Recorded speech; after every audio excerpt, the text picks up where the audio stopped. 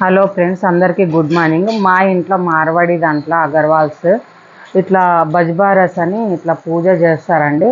మట్టితోని మొత్తం గీరలాగా చేసేసి 4 మూలల దానికి పూజ చేస్తారు.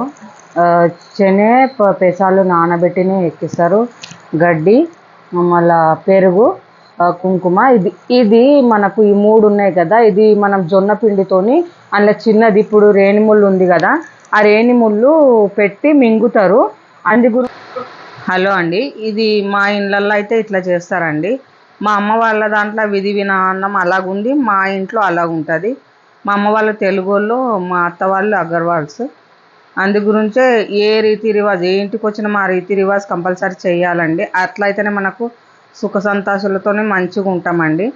మా ఇంట్లో బజ్బారాస్ అని ఇట్లా చేస్తారు. ఈ మట్టితో ఇదంతా గేరా చేసి ఇల్లులాగా చేసి అందులో గాయం అంటే ఆవులను చేసి పెడతారు. వాటికి ఇవన్నీ చేస్తారండి. పెరుగు పోసిన ఫస్ట్ నేను పెరుగు పోసినాక తర్వాత అన్నిట్లో పోయాలి, ఎక్కడెక్కడ అది చేసినామో పోసి, ఇది మనము శనగలు మళ్ళీ పెసాలు నానబెట్టుకున్నాయి ఇళ్ళల్లో వేయాలి.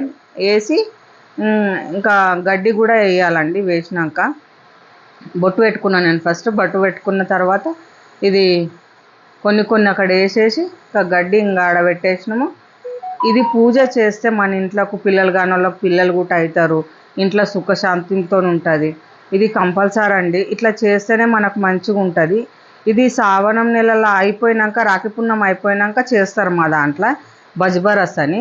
తెలుగులో ఏమంటారో నాకు తెలియదు, కానీ ఇట్లాంటి పూజలు పునస్కారం మా మందిలో అయితే మా పెద్దలు చేసినప్పటి నుంచి పూజలు కంపల్సరీ చేస్తారండి.